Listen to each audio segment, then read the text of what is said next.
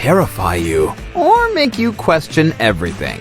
If that sounds cool to you, then keep watching. But just remember, we warned you. Prepare yourselves, because we're here to present a strange theory. The theory that the world actually ended in 2012. Wait, stop right there. You want to know what that even means? Because how could the world have ended? We're all sitting here watching smart banana videos on our laptops and phones, right? Clearly the world hasn't ended.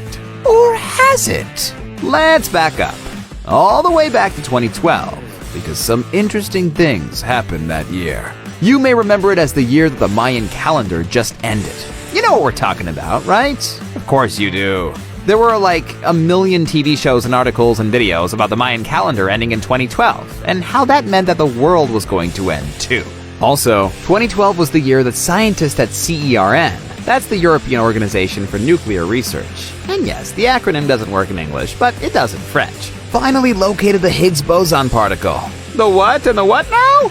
Use your memory, friends. This was the particle that Stephen Hawking, smartest guy amongst smart guys, predicted could destroy the universe. Or specifically, cause the universe to undergo a catastrophic vacuum decay. End of the universe, anyway. Okay, so 2012 had the end of the Mayan calendar, and a particle that could literally end the universe, and we were messing around with it. So, what if those scientists actually did mess things up? What if we were sucked into a black hole and we just didn't really realize it and have been living inside it since then? It sounds bonkers, right?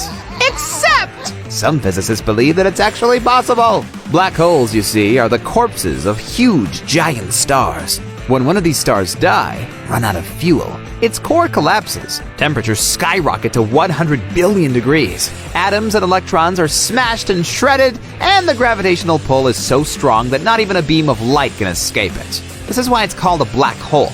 And, fun fact, there's an enormous black hole in the center of most galaxies, the Milky Way included. So, no one knows what it's like to be inside a black hole, which of course means we might be inside one right now. How would you know? You wouldn't, and that's the point. Many people state that they feel like the world hasn't felt right since 2012. Of course, what right means can vary between person to person, but we can't really ignore the fact that there has been a lot of chaos, political, humanitarian, health, environmental chaos. These people think that it's possible that CERN destroy the universe as we know it, and we've all been moved to a parallel universe that's almost identical to our own. The multiverse theory, that there's more than one universe out there, is widely supported by a lot of scientists. And some people believe that there's proof, like Mandela effects. A Mandela effect is a shared false memory, which sounds weird, but is a true thing. The most famous one being that scores of people remember Nelson Mandela dying in prison in the 80s, when in fact he died in 2013 after getting out of prison and having a longer, happier life. There are many, many Mandela effects out there, little things or big things that scores of people remember differently than the truth of things, like where the Statue of Liberty is located, and whether or not people have ever been inside the torch, even though it's closed to the public. Maybe we remember them differently because they are different. Back in our other universe that we were forced to leave behind once we were sucked into a black hole created by the Higgs boson particle at CERN. In fact, not too long ago, on an internet chat room, someone logged in, claiming to be one of the 23 scientists at CERN, and he stated that the planet was, in fact, destroyed, and we were placed in a simulated world, like the Matrix, but with less black leather and kung fu moves and more approaching climate change. Just like the Mayans predicted.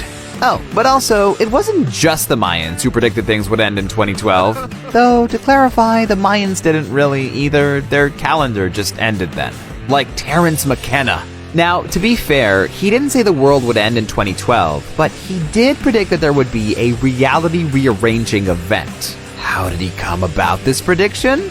Well, it's a bit complicated because he used the time wave zero formula, which mathematically decodes the King-Wen sequence of the I Ching into a graph that tracks the fractal patterns of history. This graph results in a singularity point of infinite complexity. Say what now? We know.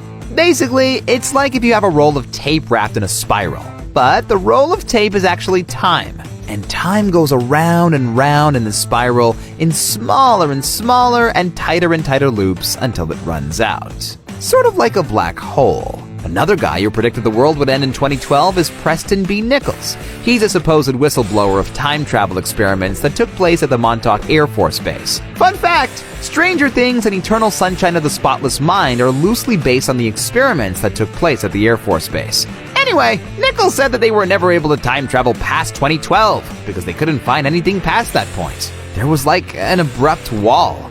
Oh, also, what's weird is he gave that interview in 2014, which is, as you know, 2 years past the 2012 end date. Creepy! So, yeah, maybe we're living inside a black hole, or in a simulation, or in another universe almost identical, but not quite to our own. It may sound weird and bonkers and not make sense, but some scientists believe it could actually all be true. What do you think? If you love learning about the end of the world, don't forget to click like and to subscribe. And let us know in the comments how you think the world will end!